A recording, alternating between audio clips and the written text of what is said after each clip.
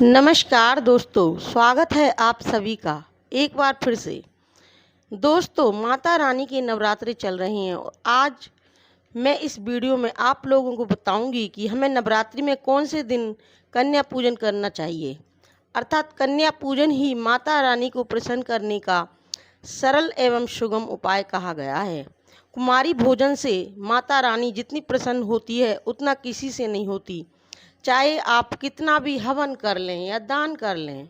दोस्तों, आज हम आपको इस वीडियो में कन्या पूजन से संबंधित जानकारी देंगे। इस वीडियो को आप ध्यान से देखिएगा।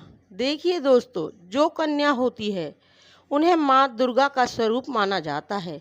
दोस्तों, ऐसा माना जाता है कि माँ दुर्गा छोटी कन्या के रूप में कुमारी भोजन करने के लिए हमारे घर में आती है।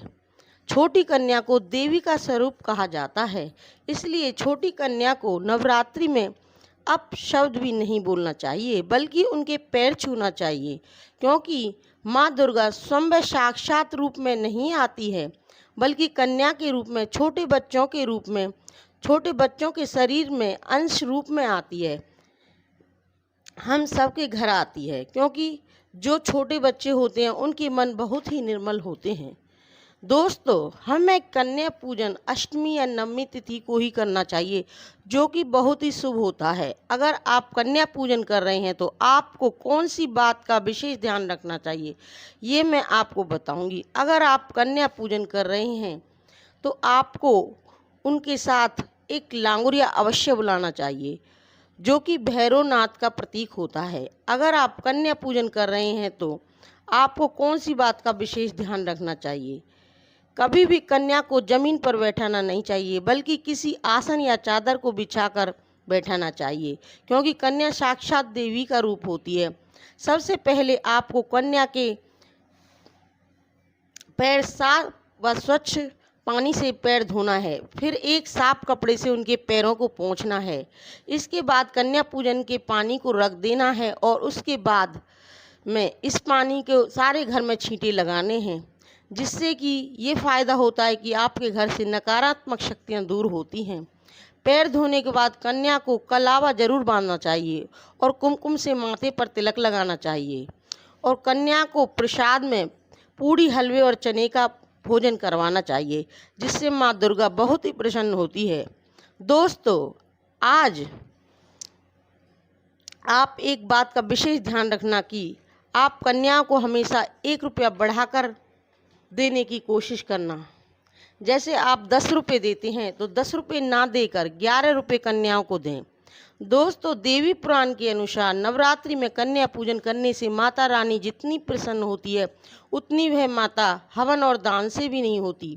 इसलिए नवरात्रि में कन्या पूजन तो जरूर करना चाहिए और यह भी कहा जाता है कि हमें 3 साल से 9 साल तक की कन्याओं को भोजन कराना चाहिए और 1 दिन पहले भोजन का निमंत्रण देना चाहिए।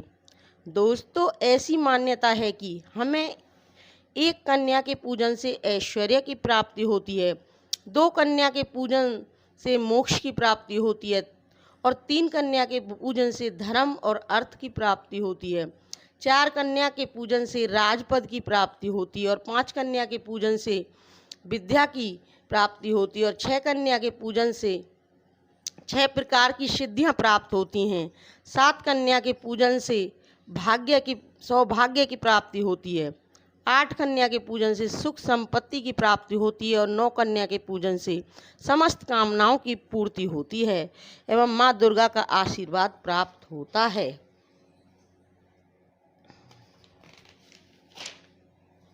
जिसने 9 कन्या का पूजन कर लिया वह देवतुल्य हो जाता है। ऐसा व्यक्ति कभी निर्धन नहीं होता। अगर आप कन्याओं को कोई उपहार देना चाहते हैं तो श्रृंगार का सामान दे सकते हैं, इससे भी माँ दुर्गा खुश होती है। हो सके तो छोटी कन्या को गुल्लक जरूर देना। जैसे जैसे छोटी कन्या गुल्लक में पैसे इकट्ठे करेगी वैसे ही आपकी आर्थिक स्थिति सुधरने लगेगी और माँ लक्ष्मी आप पर प्रसन्न होगी और 10 दिशाओं से पैसा बरसने लगेगा। तो दोस्तों, ये थी माँ दुर्गा की कन्या पूजन से संबंधित जानकारी। कमेंट बॉक्स में जय माता दी जरूर लिखें, वीडियो पसंद आई हो तो लाइक करें, चैनल को सब्सक्राइब करें। मिलते हैं एक नई वीडियो के साथ, तब तक के लिए जय माता दी दोस्तों।